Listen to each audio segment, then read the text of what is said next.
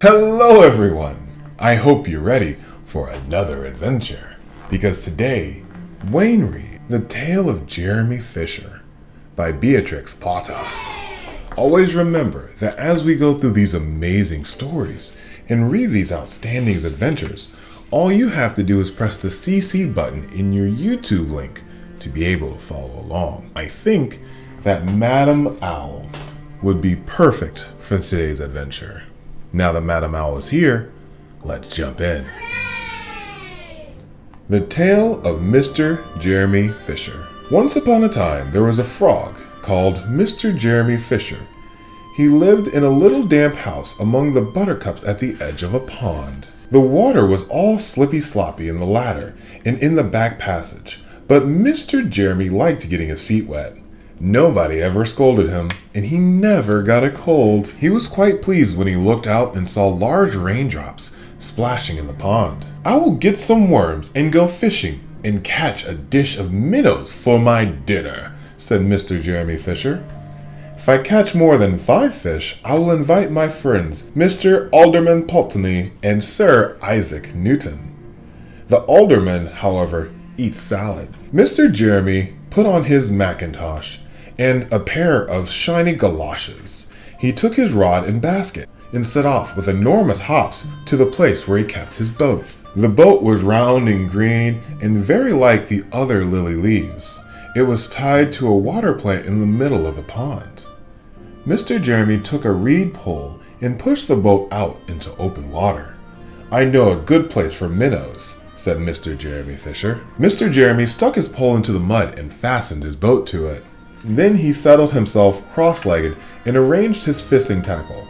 He had the dearest little red float. His rod was tough stalk of grass. His line was a fine, long, white horsehair, and he tied a little winging worm at the end. The rain trickled down his back, and for nearly an hour he stared at the float. "This is getting tiresome. I think I should have some lunch," said Mr. Jeremy Fisher. He punted back again amongst the water plants and took some lunch out of his basket. "I will eat a butterfly sandwich and wait till the shower is over," said Mr. Jeremy Fisher. A great big water beetle came up underneath the lily leaf and tweaked the toe of some of his galoshes. Mr. Jeremy crossed his legs up shorter, out of reach, and went on eating his sandwich. Once or twice, something moved about with a rustle and a splash among the rushes on the side of the pond. "I trust that is not a rat," said Mr. Jeremy Fisher. "I think I had better get away from here." Mr. Jeremy shoved the boat again a little way and dropped in the bait. There was a bite almost directly. The float gave a tremendous bobbit.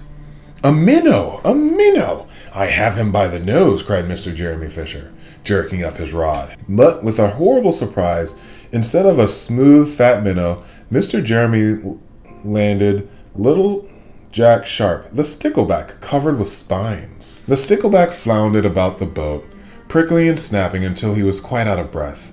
Jenny jumped back into the water, and a shoal of other little fishes put their heads out and laughed at Mr. Jeremy Fisher.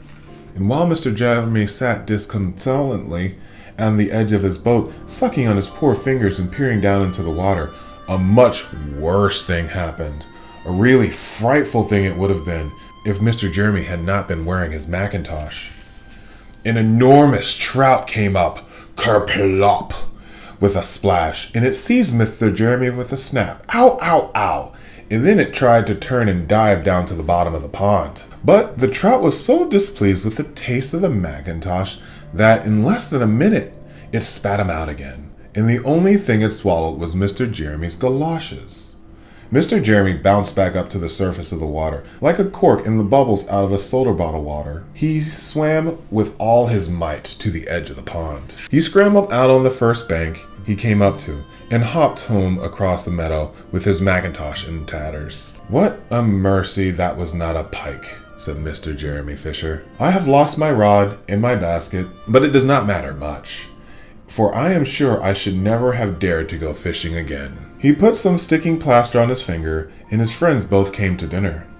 He could not offer them fish, but he had something else in his larder. Sir Isaac Newton wore his black and gold waistcoat, and Mr. Alderman Pulteney Tortoise brought a salad with him on a string. And instead of a nice dish of minnows, they had roasted grasshopper with ladybird sauce, which frogs consider a beautiful treat, but I think it must have been nasty.